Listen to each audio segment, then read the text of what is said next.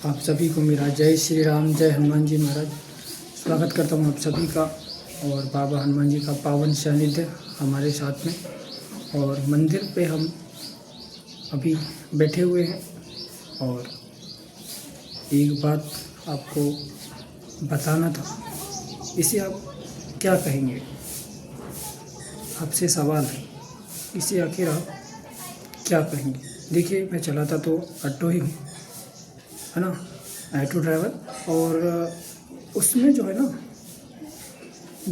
मैं जो ऑटो चलाता हूँ उसमें ऑनलाइन में चलता है। तो ऊबर कंपनी है, ऊबर कंपनी शायद सभी लोग जानते भी होंगे।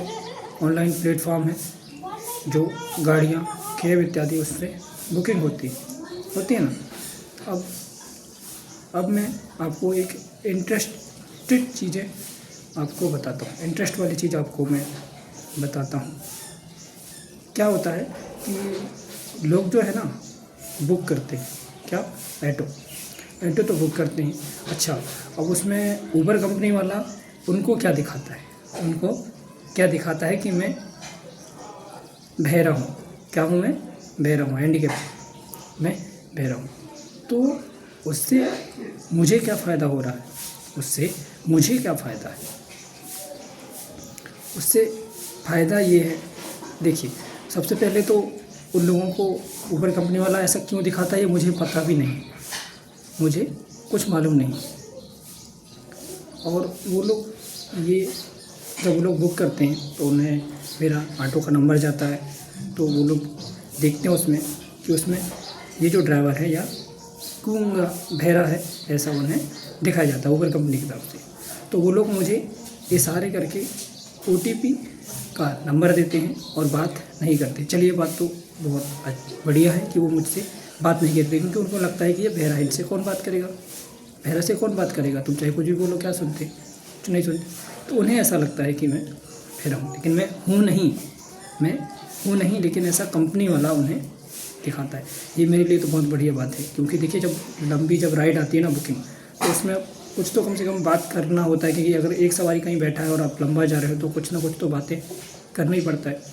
लेकिन जब उनके मोबाइल में ये दिखाई दे कि मैं बहरा हूँ, तो वो बताइए किससे बात करेंगे? तो फिर वो अपना मोबाइल में ही लगे रहते हैं।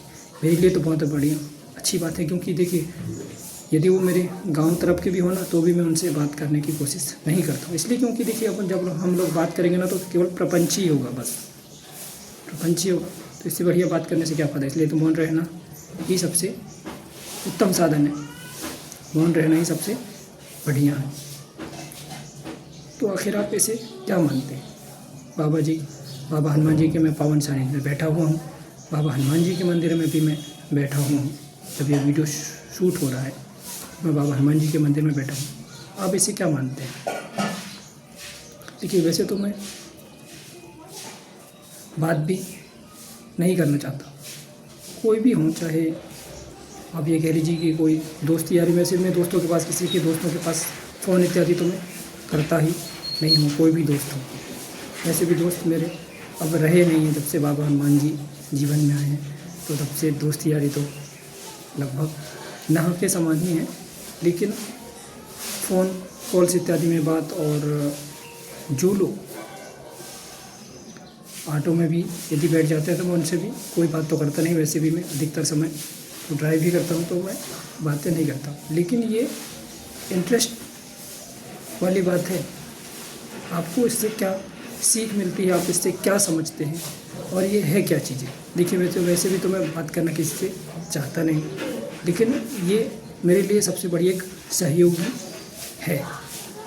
देखिए, ये बातें सुन करके वो लोग जब बोलते हैं ना, जब किसी को मालूम चल जाता है, जब वो लोग चेक करते हैं कि यार ये कैसा हो सकता है, मतलब ये जब दिख रहे हैं ऐसा, ये बहरा कैसे हो सकते हैं, तो वो लोग चेक करते हैं, भैया बोल करके। फिर मुझे हंसी आता है, फिर मैं उनसे बात करके फिर उन्हें बताता हूँ कि मैं ऐसा हूँ नहीं, लेकिन ऐसा उन्हें दिखाया जाता है, तो वो लोग भी फिर हंसते हैं। तो ये बहुत बड़ी बाबा की आप कृपा मानिए कि चलिए, जो पैसेंजर जा रहा है वो भी मौन है और मैं भी मानूँ, और भगवान का कम से कम स्मरण तो बनता है ना। जिनमें से प्रपंच में यदि इत्यादि में हम बैठ जाएं और बातें करने लगे, तो यहाँ वहाँ की बातें करेंगे तो फिर प्रपंच ही होगा। और यदि शांत रहते तो भगवान का स्मरण बनता है। ठीक है कि नहीं? आप खुद सोच के देखिए। कृपाई है बाबा की। बाकी आप लोग इसे क्या समझते हैं, आप लोग कमेंट करके मुझे ज़रूर बताएं। ठीक है, जय श्री राम, जय हनुमान जी।